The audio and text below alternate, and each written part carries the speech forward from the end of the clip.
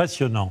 Le jeudi, c'est le jour du trésor à table. Aujourd'hui, on vous propose un numéro zéro déchet, on mange tout. Même les épluchures, sauf les coquilles d'œufs. Mais bon, c'est possible, vous allez le voir, il suffit d'un peu d'imagination et de bon sens. En Dordogne, Fabienne Moncel et Bruno Chastaillet. Pour une entrée, une tarte salée et des cookies zéro gaspille, il vous faut des poireaux, du pain rassis, du chocolat, des œufs et des fruits secs. Le menu zéro déchet, ça se prépare dès le moment de remplir son panier. Je vais vous prendre 4 poireaux, s'il vous plaît. 2,60 € le kilo et rien ne partira à la poubelle. Je coupe le verre? Non, c'est bon. On va justement l'utiliser dans une recette. Merci, à bientôt. Au revoir. Car il faut le savoir, le verre du poireau contient le plus de nutriments, de vitamines et d'antioxydants. Alors il serait vraiment dommage de s'en priver.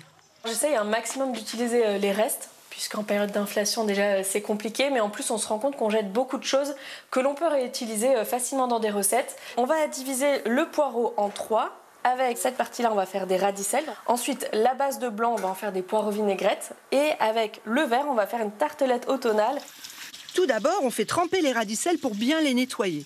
Pendant ce temps, on lave le vert, on cuit le blanc des poireaux.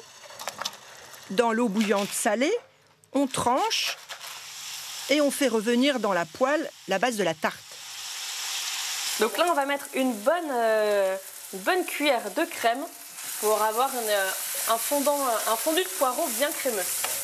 On ajoute alors les champignons persillés, les morceaux de gorgonzola, cuisson au four 180 degrés pendant 15 minutes. On profite de la cuisson pour préparer un petit apéritif. On pense très rarement à utiliser les radicelles et on le met dans une casserole dans laquelle on va mettre de l'huile. Et pourtant, la recette est simple. Du sel, du poivre, quelques minutes de cuisson avant de grignoter ou de saupoudrer sur une salade. Alors, pour notre recette de cookies anti-gaspi, il nous faut un pain bien dur. Quand il nous faut une recette avec 300 g de farine, on met 300 g de pain rassis mixé. On mélange le beurre, le sucre, les œufs et la farine de pain rassis. On ajoute le chocolat et c'est le moment, pourquoi pas, de sauver ce qui aurait dû être jeté. Vous mettez vraiment ce que vous avez sous la main. En France, chaque année, on jette environ 30 kg de déchets alimentaires par personne. Et pourtant, avec un peu d'inventivité et du bon sens, on peut réaliser de bons petits plats gourmands pour toute la famille. Pas mal. La bourse.